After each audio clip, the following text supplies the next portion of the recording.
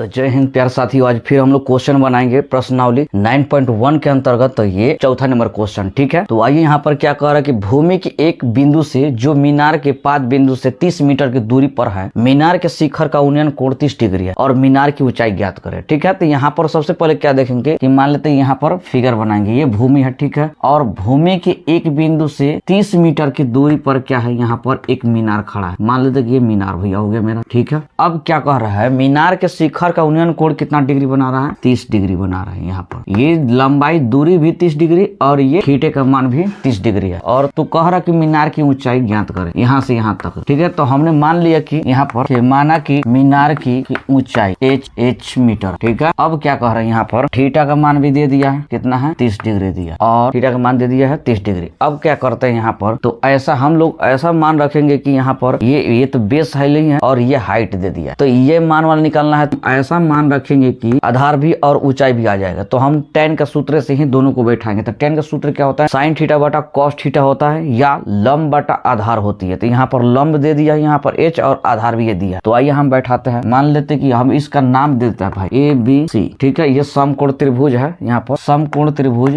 ABC में tan 30 degree का मान क्या होता है, तो यहाँ पर लंब बटा आधार, लंब आपका BC बटा आधार कितना है AB दिया। यहाँ पर हम लोग नाम भी दे सकते हैं यहाँ पर कि लंब बटा आधार, ठीक है। लंब कितना दिया है यहाँ पर h और आधार का मान कितना दिया है 30। tan 30 का मान हम लोग रखेंगे तो tan 30 बराबर कितना होता है 1/√3 होती है। अब यहाँ पर h/30 रहेगा, यहाँ पर क्रॉस मल्टीप्लीकेशन करेंगे तो h√3 बराबर 30 डिग्री होगा, यहाँ पर √3 बराबर 30 होगा। तो यहाँ पर h यहीं पर रहेंगे, ये मल्टीपल है तो 30/√3 हो जाएगा। अब यहाँ पर हर का परिमेयकरण करेंगे तो हम लोग क्या निकालते हैं यहाँ पर कि नीचे जितना करेंगे गुना उतना ही ऊपर करेंगे। तो ये √3 और उसके बाद में ये 3 होगा, तो 3 रह के कितना होगा 30 होगा, 10√3। इस तरह से ये मीटर इस तरह से ये मीनार की ऊंचाई निकल गई। अब लिख देंगे हम लोग क्या करेंगे, अतः मीनार की ऊंचाई h बराबर 10√3 मीटर। और इस तरह से मेरे क्वेश्चन नंबर पहले, क्वेश्चन नंबर ये चौथी का हल हो गया। अब हम लोग क्वेश्चन नंबर 5वीं बनाएंगे, ठीक है। 5वीं नंबर क्वेश्चन बनाएंगे, क्या कर रहा है इसमें कि भूमि से 60 मीटर की ऊंचाई पर एक पतंग उड़ रहा है, ठीक है। मान लेते कि भाई हमने ये भूमि बनाया और यहाँ से ये ऊंचाई पर 60 मीटर की ऊंचाई पर क्या एक पतंग उड़ रही है, ठीक है। और यहाँ पर क्या कर रहा है, पतंग में लगे डोर को अस्थायी रूप से भूमि के एक बिंदु से बांध दिया जाता है। भूमि के साथ डोरी का झुकाव 60 डिग्री है और यह मान करके डोरी में कोई ढील नहीं है, तो डोरी की लंबाई ज्ञात करना है। तो यहाँ से मैंने यहाँ तक की बांधा धागा और यहाँ से यहाँ तक की ऊंचाई कितना लमसम मान लेते हैं, दिया कितना है आपका 60 मीटर की ऊंचाई पर है, ये मीटर ऊंचाई में दे दिया है, ठीक है। अब क्या कह रहा है यहाँ पर कि ये डोरी की यहाँ से यहाँ तक की लंबाई ये मान पूछ रहा है, ठीक है ना। तो मैंने x माना, ठीक। और यहाँ ये धागे से ये कह रहा है कि भूमि के साथ डोरी का झुकाव, भूमि के साथ डोरी का झुकाव कितना डिग्री बन रहा है, 60 डिग्री बन रहा है। कि आपका लंब का मान दे दिया है और ये मेरा कर्ण का मान निकालना है, ठीक है। मान लेते कि इसका नाम हमने दिया A B और ये C, ठीक। अब जो दिया है वो चीज पहले छांट लेता है, ठीक है। थीटा का मान दे दिया कितना 60 डिग्री दे दिया, और कितना दिया है पतंग की ऊंचाई, पतंग की ऊंचाई h बराबर आपका कितना 60 मीटर दी, ठीक है। और माना कि डोरी की लंबाई l या नहीं x मीटर, ठीक है। अब क्या कह रहा है हम लोग को, तो समकोण त्रिभुज ABC में क्या देख रहे हैं यहाँ पर साइन का मान रखेंगे, ठीक है ना। साइन थीटा बराबर क्या होता है, लंब बटा कर्ण होता है, ठीक। तो यहाँ पर हम लोग क्या करेंगे, साइन 60 डिग्री बराबर क्या होता है, लंब बटा कर्ण। आपका लंब कितना दिया है 60 डिग्री दे दिया है और कर्ण का मान कितना है x दी। अब साइन 60 का मान कितना था, √3/2 होती है, यहाँ पर 60 रहेंगे और ये x रहेगा। अब यहाँ से काट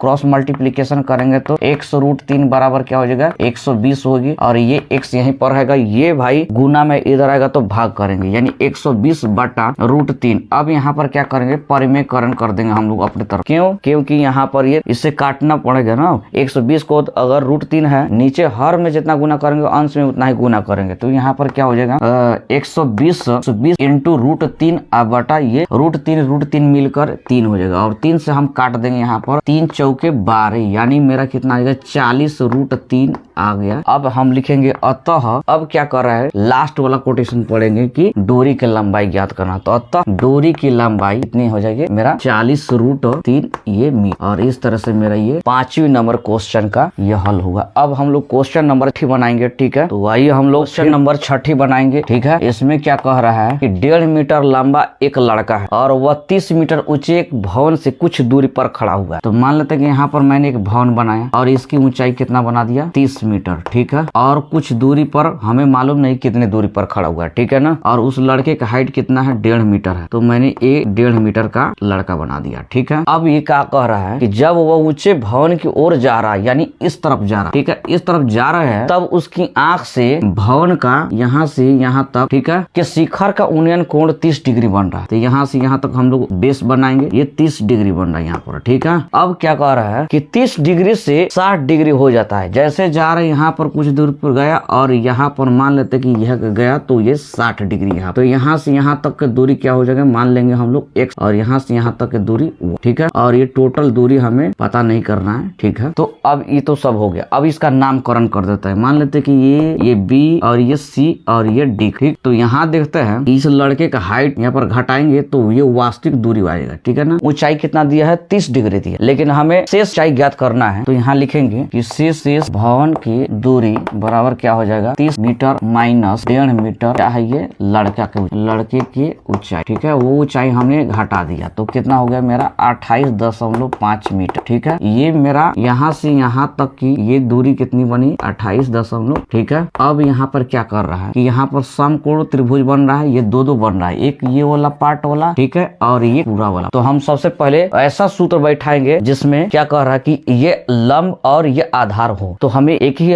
लग रहा है, या तो tan का सूत्र बैठाएंगे और नहीं तो cot का सूत्र बैठाएंगे। तो सबसे पहले हम तो चलते हैं कि tan का सूत्र से प्राप्त करते हैं ना। तो यहाँ पर क्या कह रहा है कि अब थीटा का मान 2 बार दिया है, θ1 और θ2 कितना दिया है जी, एक बार दफा 30 डिग्री दिया और एक दफा 60 डिग्री का मान दिया, ठीक है। अब ऊंचाई तो सेम दोनों में रहेंगे। अब आइए यहाँ पर क्या कह रहा है, तो समकोण त्रिभुज ABC में क्या देख रहे हैं यहाँ पर कि AB और C, तो tan का सूत्र बैठाएंगे, tan 60 डिग्री बराबर क्या होता है लंब बटा आधार होता है। मेरा लंब कितना दिया है AB, ठीक है, AB और आधार का मान दे दिया है 20, ठीक है, यहाँ से B और C। और यहाँ पर क्या कह रहा है कि AB का मान कितना दिया है 28.5, जो कि अभी हम लोग निकाले हैं, ठीक है ना। और यहाँ पर क्या कर रहे हैं ये y दिया, हमने यहाँ पर शो कर दिया y, और नहीं तो यहाँ पर आप लिख सकते हैं कि माना कि BC बराबर y एवं BD बराबर, ठीक है, ये x और y मान। तो आइए यहाँ पर कितना tan 60 का मान कितना था √3 होता, यहाँ पर 28.5 रहेंगे और ये y क्रॉस मल्टीप्लीकेशन करेंगे तो y √3y होंगे और ये 28 यहाँ पर 5 हो जाए, ठीक है। अब ये y भाई यहीं पर रहेगा 28.5 और ये किसके साथ इधर आएगा तो √3, ठीक है, भागा में। तो हम लोग समीकरण फर्स्ट मान सकते हैं इसको। फिर दूसरी बार क्या कर रहे हैं, समकोण त्रिभुज AB और